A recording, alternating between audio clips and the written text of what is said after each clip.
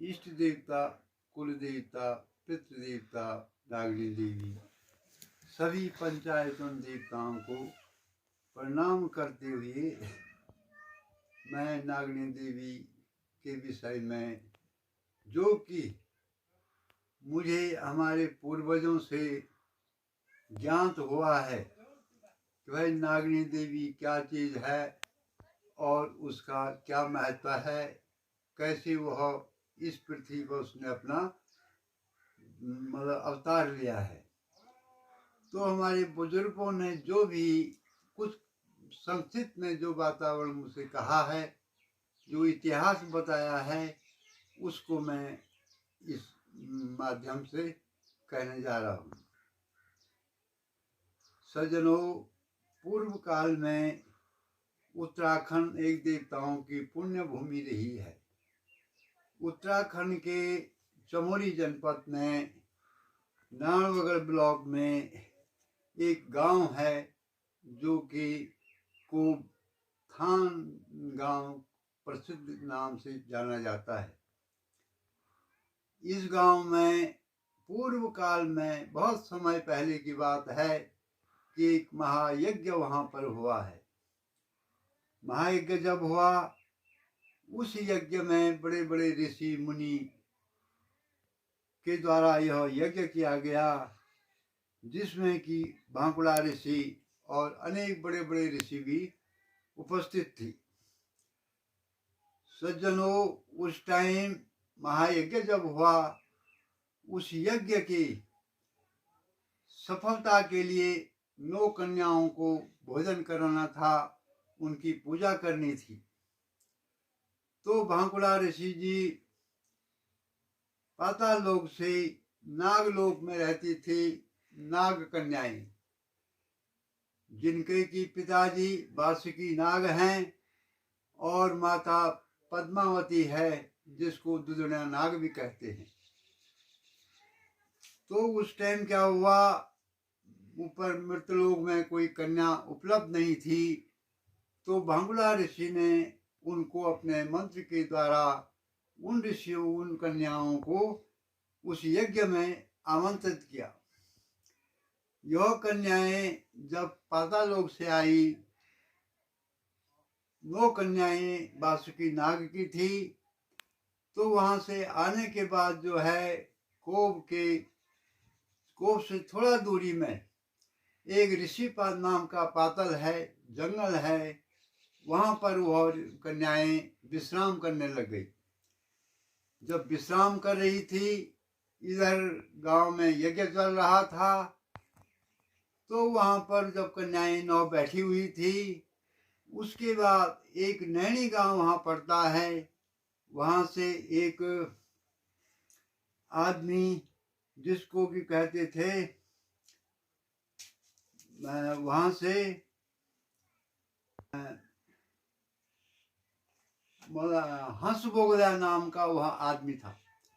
उसकी हजारों बकरियां थी, बहुत बकरियां उसकी थी, और वो बकरियों को चराने के लिए ऊपर जंगल में आ गया। उसने देखा कि यहाँ पर तो 9 कन्याएं हैं, बहुत सुंदर कन्याएं ये हैं, और मेरे भी 9 लड़के हैं। क्यों मैं इनकी शादी क्यों न कर दूं? इसलिए उसने यह प्रस्ताव उनके पास रखा, भाई मेरी भी 9 लड़के हैं, आप 9 कन्याएं हैं, और आपका विवाह हो जाए तो आप मेरी बहू बनेगी और बहुत सुंदर रहेगा। कन्याओं ने यह प्रस्ताव स्वीकार नहीं किया, वहां से चलने को तैयार हो गई। तो उसने ऐसे ही इसी प्रकार का एक पाखुला कमोटा पहन रखा था, उसने सीधे से उनके ऊपर फेंक दिया। जब उसने फेंक दिया उनके ऊपर कि भाई ये इनके नीचे आ जाएंगी, मैं इनको अपने यहाँ ले जाऊंगा, परंतु वह कन्याएं इधर उधर बिखर गई, भाग गई वहां से। उनके भागने से क्या हो गया, जो ही वह कन्याएं आगे भाग गई, तो उसकी जो बकरियां थी और स्वयं वह शिला में, पत्थर शिला में परिवर्तन हो गई।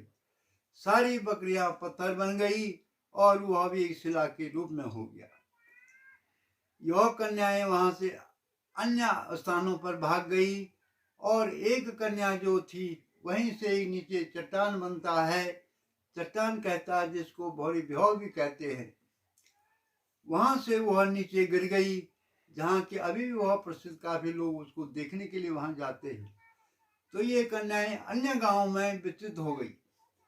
उसके बाद सज्जनों, जब यह यज्ञ संपन्न होने लगा तो बांकुड़ा जो ऋषि जी थे, बहुत विद्वान थे, उन्होंने क्या किया कि अपने मंत्रों के द्वारा इन सबको वापिस बुला लिया। वापिस जब बुलाया तो इनको पूजन किया, वहां पर कोप के थान गांव में पूजन हुआ, भोजन कराया गया। भोजन के बाद उनने उनसे प्रार्थना करी कि आप यहीं पर रहेंगी, लेकिन नहीं, उनने स्वीकार नहीं किया। वो कन्याएं जो है वहां से अन्य गांव में विचित हो गई।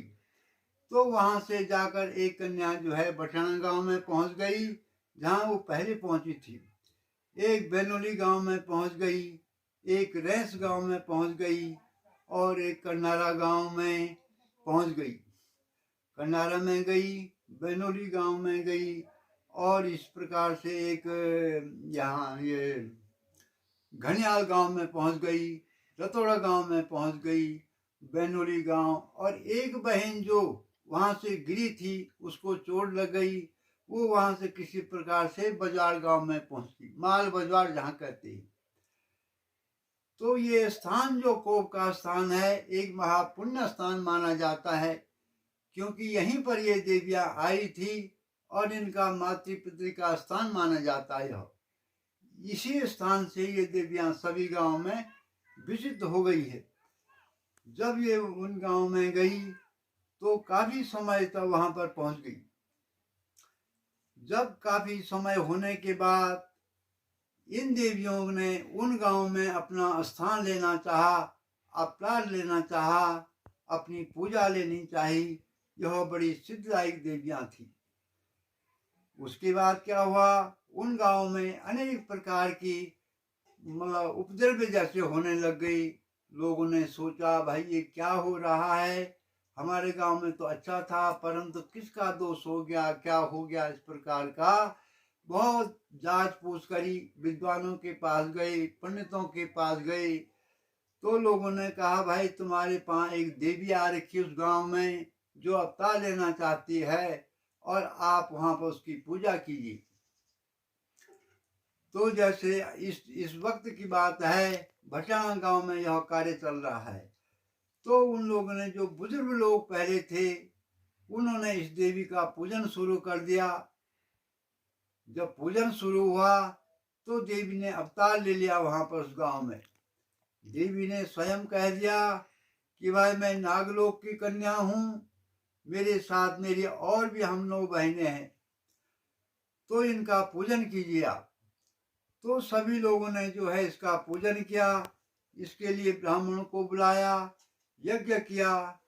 और उस जब देवी का पूजन शुरू हुआ तो उसने इच्छा रखी, मैं जो है, मेरी 9 बहनें हैं, एक मैं हूं, 8 बहनें और भी मेरी है, तो मुझे सबसे मिलने के लिए भ्रमण के लिए ले जाइए आप।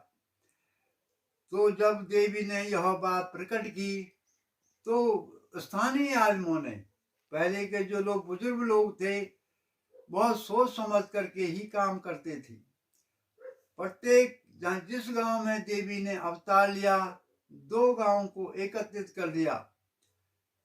जैसे वक्त ये समय की, वर्तमान समय की बात है, कोट और भटाना में यह कार्य होता है।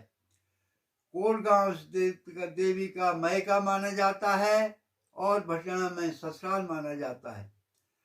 और अन्य स्थानीय आदमी, स्थानीय गांव जैसे है, सबके माध्यम से, सबके सहयोग से यह कार्य प्रारंभ किया जाता है। कार्य प्रारंभ के लिए काफी बड़ी योजना बनानी पड़ती है। देवी की पूजा होती है, देवी का मतलब उसकी प्रतिष्ठा, पूजा, मूर्ति बना करके और उसको एक स्तंभ पर स्थापित किया जाता है। उसके लिए भ्रमण करने के लिए फिर सभी बाज यंत्र वगैरह प्रत्येक चीज स्थापित होते हैं। बहुत बड़ा मेला होता है। यहाँ अपनी बहनों के मिलने के लिए सारे भ्रमण क्षेत्र में भ्रमण करती है। इसके साथ दो उसके नाचने वाले जो उसके मुख्य ऐर वाले होते हैं, ये भी उसके साथ चलते हैं। सज्जनों, मैं इसका वृत्तांत लगाता हूँ। वर्तमान समय में जैसे कि कोट और भटरा में यह कार्य चल रहा है, देवी की भक्ति हो रही है, देवी का पूजन हो रहा है। यह कार्य एक साधारण नहीं है। ये कार्य जो है 6 महीने तक चलता है। भादों के महीने से